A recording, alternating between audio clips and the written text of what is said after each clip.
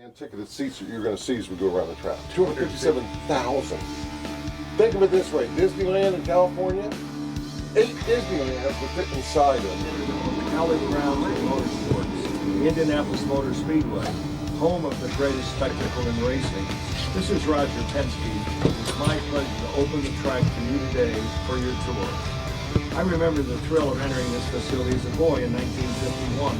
Cheering on Lee Walters, he won the Indianapolis 500 and claimed his place in the history of our sport.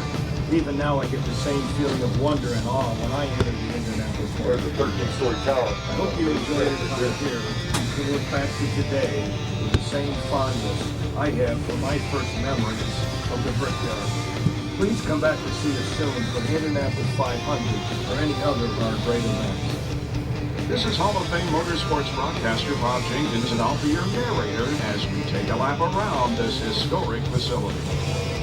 If on this site in 1908, we would be traveling through the fields of the old Presley farm. The remains of this farmstead can still be found in the All the IndyCar drivers as at that time were of poor quality and made it difficult for the early auto industry to create reliable products. Indianapolis entrepreneur Carl Fisher had the idea to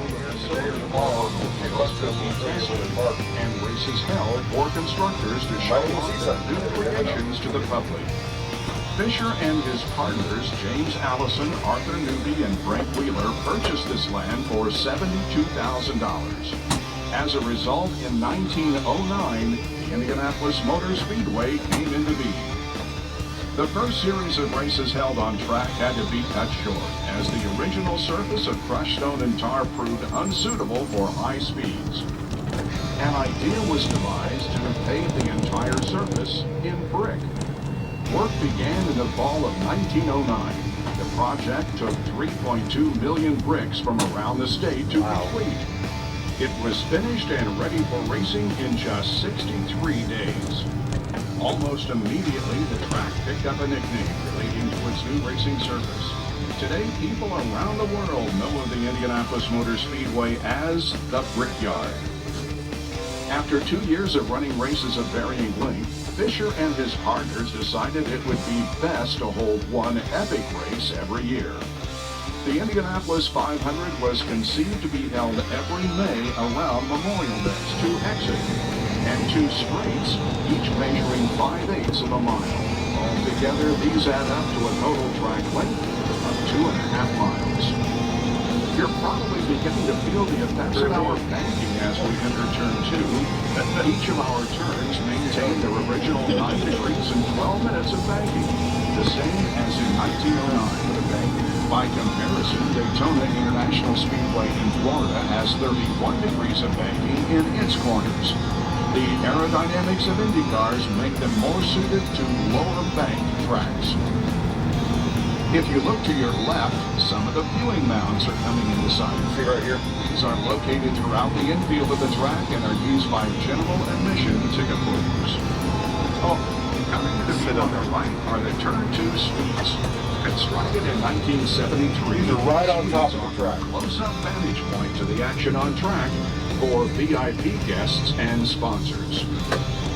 As we ride along the backstretch, you'll note that the surface is asphalt, the only change from the original layout. If you're wondering what happened to all those bricks, most of them are still beneath us, buried under several layers of asphalt.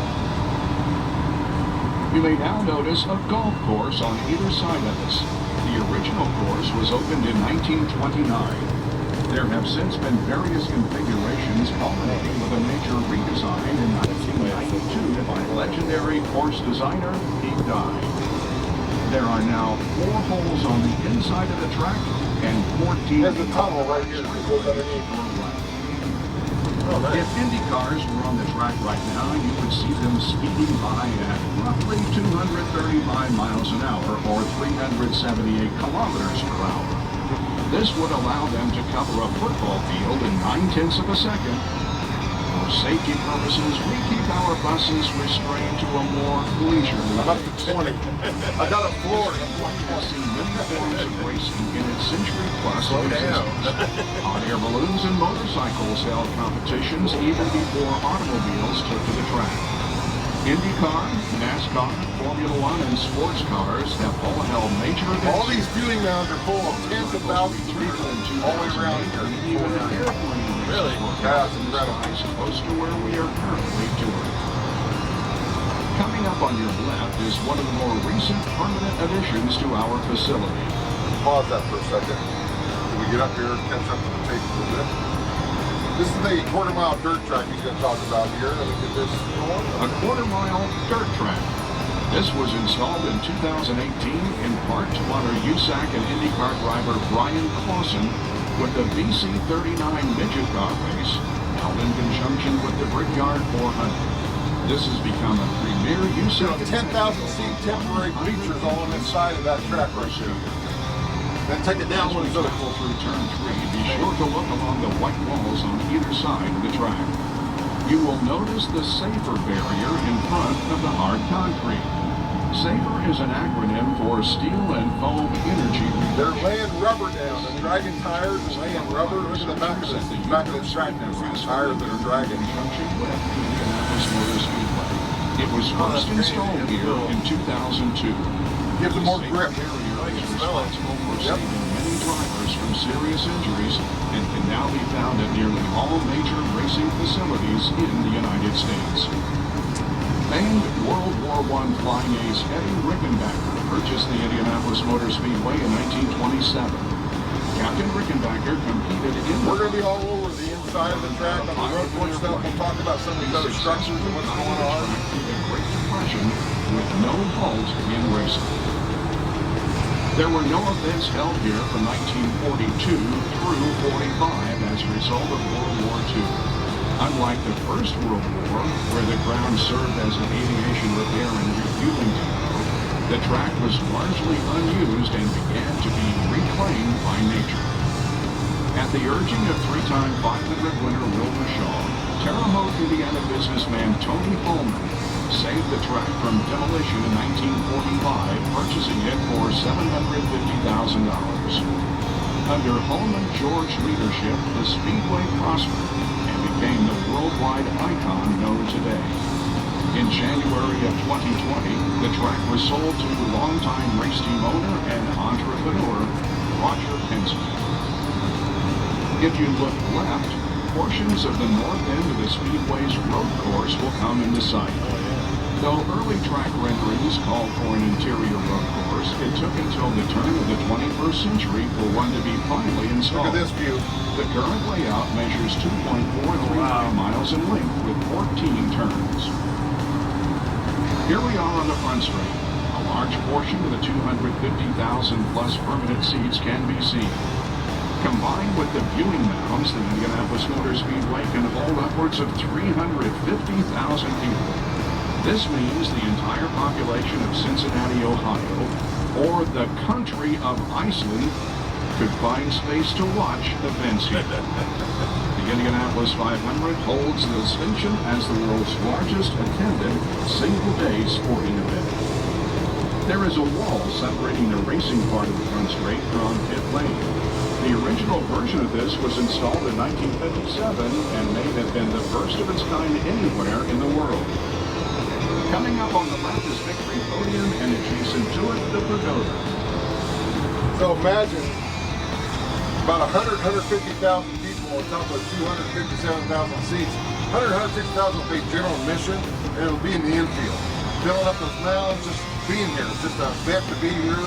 There's a bunch of other activities I'll talk about that are going on all during. It starts 6 o'clock in the morning. It's a lot of fun. All right, let me go back to this.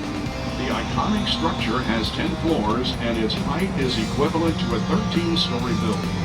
Opened in 2000, it is the location for timing and scoring, master control, media broadcasts, and private suites. Running through the Pagoda and onto the racing surface is a link to the past, the Yard of Bricks. Every brick you see dates back to the original surface in 1909. The front stretch remained predominantly brick until October of 1961, when the entire track was paved with asphalt except for this narrow strip. The checkered flag is up! Goodyear makes a move! Willow wins by just a few tenths of a second! Perhaps the closest finish of their history! Everything after the road is black and white. Wow. It's a big, that's a big event that they have every year. Raises money for all the charities and for the children's. That's cool.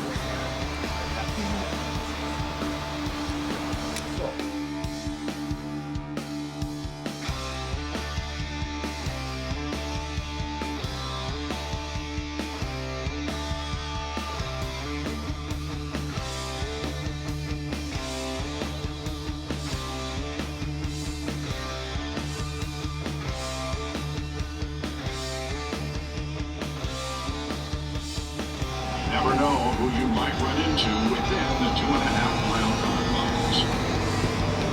Here we are in turn one. Turn one. That's 33 cars. The toughest turn in all of motorsports. Try to picture on race day 33 open-wheel cars tightly packed and traveling well over 200 miles an hour, all lined to fit through this narrow corner. I think you'll come to an appreciation as to why it has earned that reputation. To the left lies a large video pool located just beyond the workforce extension within the turn. There are numerous boards like this one of varying sizes placed throughout the facility. Nearly every seat within the speedway has a vantage point of one of these state-of-the-art screens to follow the action on track. This brings us back to where we started. Congratulations, you have completed a lap around the Indianapolis Motor Speedway. Your average speed was somewhere around 20 miles an hour, not factoring in our stop at the brakes. The fastest official lap ever turned Ray Hall, let him race start in 1996, slightly faster, averaging over 237 miles an hour. Graham Ray Hall and Jack Hartney raced for almost 3 starts in the last 10 laps to get the race finished. And they came and pulled the turtle completely off the track and out of the way to get the last 2-3 laps of the race in. This is all going to be, we'll talk about, we'll get up high and you can see it. But this is just full of people. Tiny, you ever heard of tiny houses in glamping? Yeah. All right here. Tiny houses in glamping in Indiana for an Indy 500. They're going to come in on Friday. This is right where that's a king-size bed, all air conditioned, state-of-the-art bathrooms, and they have a private chef to feed them all. What? It's expensive. I'm on the waiting list, but I'm like number 1,400 something. I won't be around.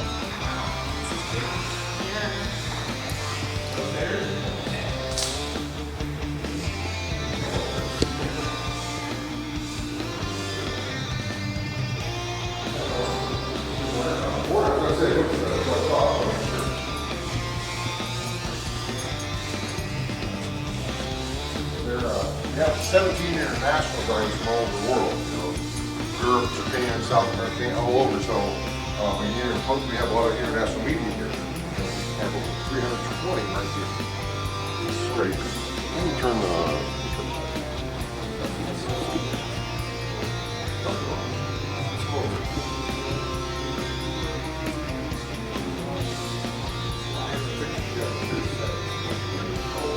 Let's stay right now. So, there's 3. About 3.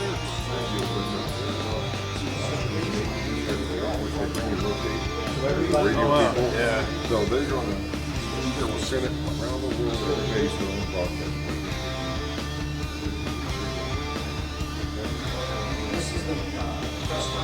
So when they don't get a tire line correctly or they don't get fuel correctly,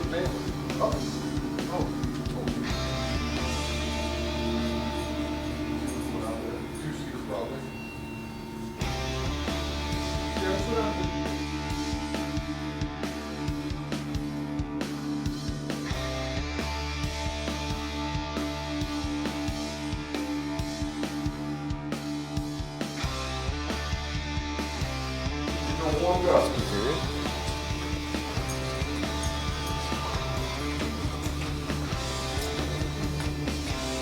I've done the 2-seater experience twice. They generate, and the air movement is pretty impressive.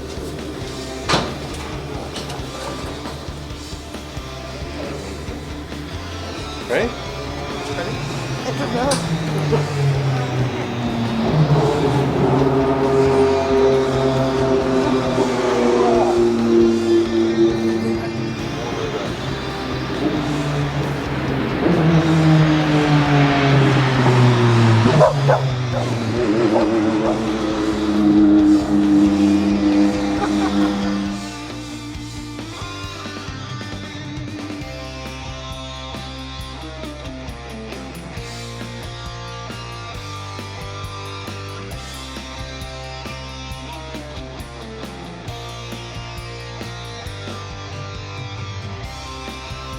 they do it because they see. Very cool.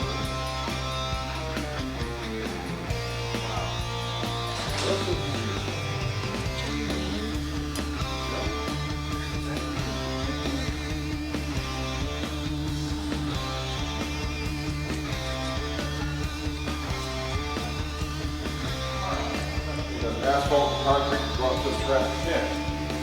This is the marvel that this racetrack is. Everything is fiber optic sensors are underneath the ground here. That's called a scoring loop. They're in the cone of every Indy car. There's a transponder specific to each of those 33 cars. So when that car, they know which car passed that scoring loop, what lap they're on. Oh, nice. Keep track of everything. Now imagine this, there's 18 more around the track, all buried underground, a whole track, all come to a massive supercomputer right underneath your feet here. And these panels, if they need to get any part of this, they can pick up a panel, they can take a panel, find out where the problem is. This is all nothing but it's like Disneyland, like a sea of wires and computers underneath here. It's all fed into race control. It's a blacked out room where the marshals sit out, blacked out curtain board, coming out looking at the stretch. Cam one, front stretch, middle. So this is the technology here. It's amazing. It's like a wonder of electronics and stuff like that. Where's the brake?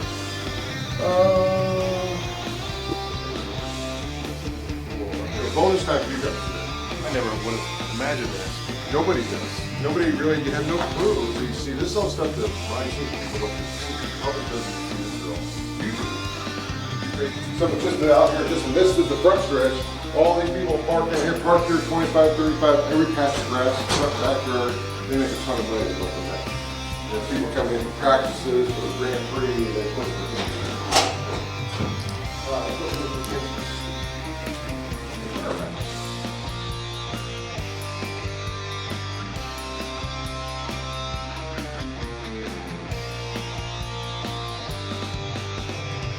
remember we jumped on the back stretch right over there, but down that way. We talked about all the dirt track and what the things are.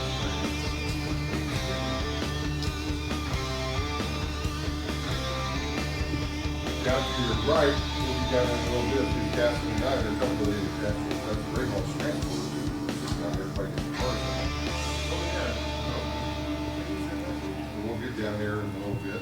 Can I use that restaurant? Yes, you can.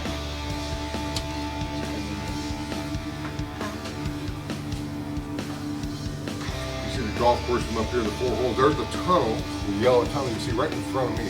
Looking straight out, see the yellow tunnel there? Yep. That goes out to the 14 holes on the back side of the golf course. Now this hole, guys, you guys, especially you two kids, out here on the racetrack, on the Indy Village, there is so much stuff to do. Plus free hats, free t-shirts, free sunglasses, free everything, all kinds of stuff.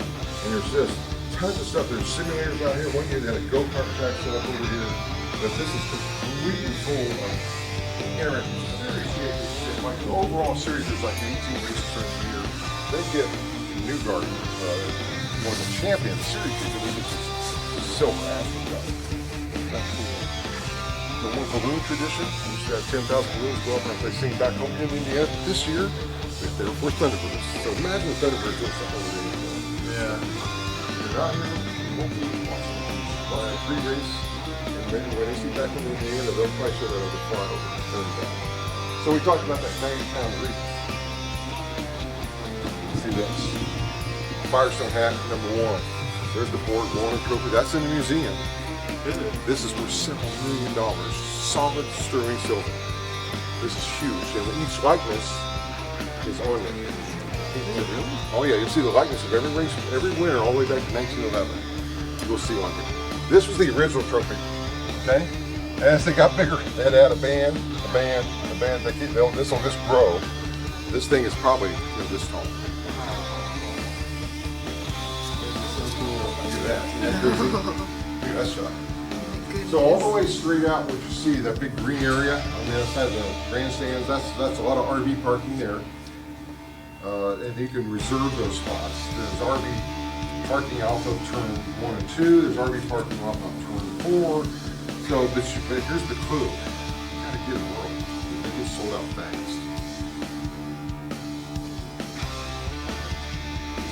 that big white tower you see, it's the column in front of you there, that is what's called Verizon built that as a 5G supercell tower.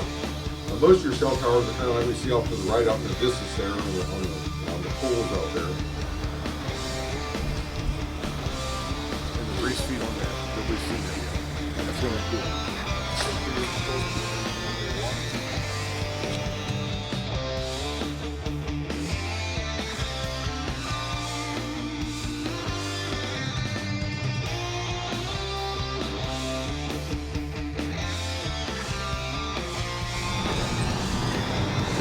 So this is Romain Grosjean from France. They have one driver that's now in this is his RV.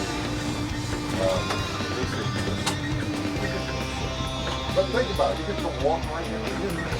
Here it is. So they're all starting to show up in Alabama. Plane just runs clear. So therefore, they put 15% gas now with 85% ethanol so they can see the plane versus the bottom. That's terrible. He got burned on his hands, lived in his face, he was okay. But because of that, they went from 100. These cars run even faster on 100% ethanol, but 85% ethanol, they're very fast.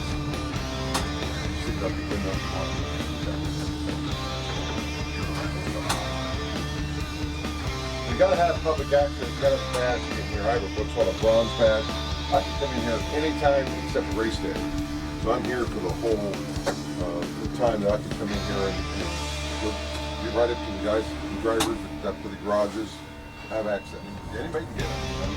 You come spend the day, like when they start practicing next week, come in the pits, watch the cars, watch the work on the cars, meet some of the drivers, meet some of the crews. It's amazing how much money. Yeah. Look at this stuff. Those are like working shops. Up above, cars up above. Yeah. And they roll the cars up. The cars are real low to the ground, sleep. The cars are actually packed above. Roger, and this is so much going on right now. And this is nothing compared to what it will be. Building some kind of stage here. All right, so let's head back around this way.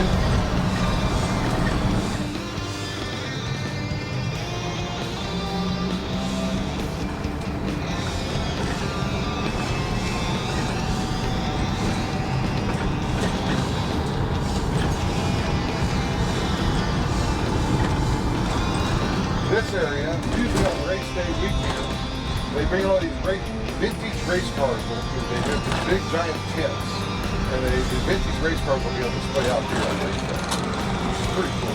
All different kind of race cars, all different from NASCAR, IndyCar, F1. They come from all over the country, and then it's just free. Go walk through that.